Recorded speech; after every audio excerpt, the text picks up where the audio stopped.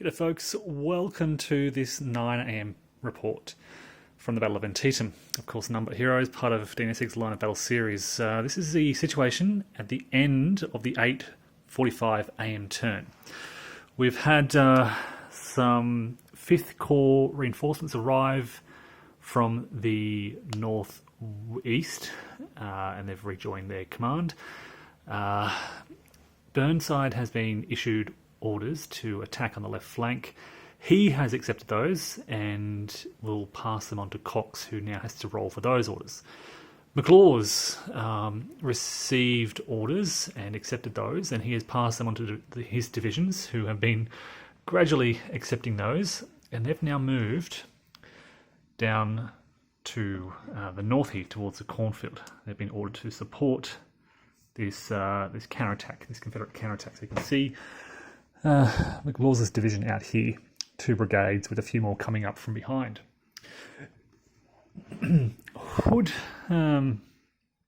also received orders to counterattack through the cornfield, and took him some time to accept those, but now we have the Texans in action and they're immediately striking. Just before their attack, if you look at these troops here, the Union line ran pretty much along here, and they had captured all of the cornfield and were approaching Dunkirk Church down there. And then the Texans counterattacked, and fresh Confederate troops very quickly pushed the Union back. And it's looking a bit scary for the Union. We did suffer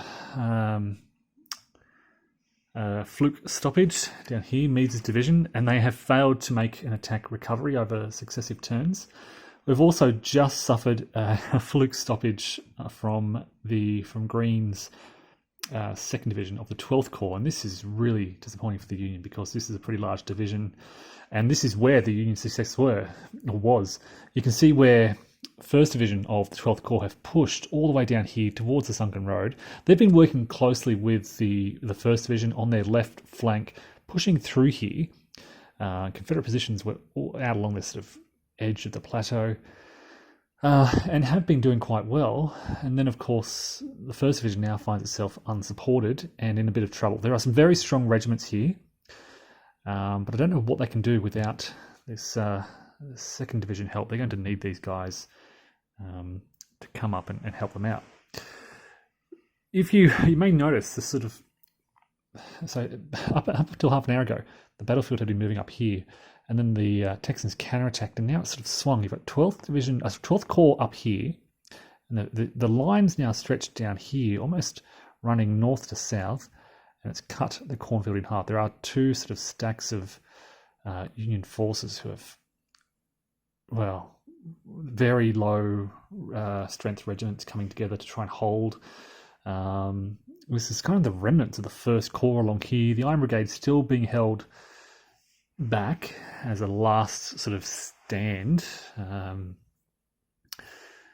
I guess Meade's forces are here as well to protect that left flank, but these are all pretty weak. One of the reasons they are struggling to make their attack recovery is because they have lost a lot of dead units within their division. So yeah, there's this big impending Confederate counterattack. The Texans are attacking. They have already suffered some losses, but they've recaptured part of the cornfield and part of that ridge there. You've got McLaws towards the west here. He's about to attack. He has attack orders and is passing his fluke stoppage. Now, you may have noticed that I've been putting some little red markers. I have 6 red markers to indicate the 6 Union divisions that must remain east of the Antietam until 10 a.m. I haven't issued orders to the 2nd Corps. I know this happened historically, but I wanted to really give a priority to Burnside and have his corps attack and get them into the action as quickly as possible. So I was thinking about holding the 2nd Corps back. Because of these restrictions with keeping infantry divisions east of the Antietam, I thought, well, I'll prioritise Burnside's corps. If I can send more of his divisions to the lower bridge and to the south earlier, at the expense of sending the second corps forward, it would sort of let me manage that command restriction. But because of the extra sort of time to order Burnside to do anything and has to go through Burnside, then Cox, and then to the division commanders, it just slows everything down and it hasn't really paid off. And by the time they're actually moving, those 10 a.m. restrictions will be lifted and we'll be pretty close to the historical timetable for that 9th Corps. Anyway, so yeah, look, that's kind of the situation east of the Antietam. Not much happening basically as these orders just get passed along. What else? Look, Confederate Nicodemus Hill is pretty much empty of artillery. There are 2 SPs of Courtney's battery there. Who's this? Garber's battery remaining. The rest have either been eliminated. There are a lot of dead Confederate artillery, or they ran out of ammo, and they've had to leave the map. I'm keeping track of these on a separate little sheet of paper. There's a lot of bookkeeping involved in this. You've got to sort of track orders and ammunition, and then I've got separate sheets of paper for when these Confederate batteries leave the map and have to return several hours later as they replenish their ammunition.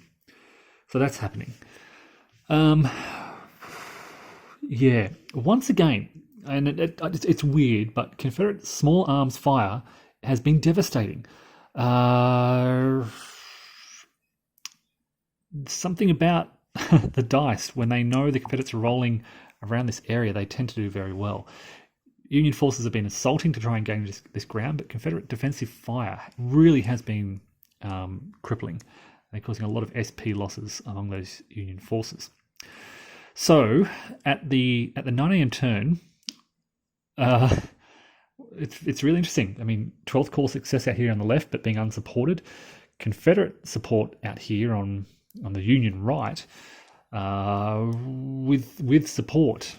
So, I mean, I don't know. I think I've demonstrated that this battle can really swing back and forth, and you don't really know what's going to happen. It looks bad for the Union. I'll say that much, because they've Hooker decided to keep pushing and try and achieve his objective, and it was kind of, look, there's kind of this gap around here, just in this last 15-30 minutes. Ripley's brigade has been wiped out, so they're making success. They're kind of about to hit these Confederate guns behind the line. There's not much Confederate infantry in this area. Basically, there's a gap along here. You've got the last remnants of Ripley's brigade, 5 SPs with smoothbore muskets, and then you're hitting SD Lee's artillery behind the lines.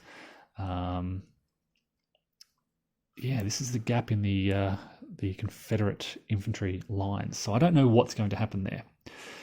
And then you've got the Union artillery back here as well. They could be vulnerable if the Texans can drive straight through the cornfield. I will say, though, it looks like the Union has a lot more artillery, and with less threatened than the Confederates. So look, you've got this swinging line, and I don't know what's going to happen, but I will keep playing, and I will report back soon and let you know what happened around this really pitched battle around the cornfield, with really the kind of almost the Dunker Church, or the hills east of the Dunker Church, as the kind of the pivot point of this fighting. It's fascinating how it all unfolds. All right, folks, I will continue and report back soon.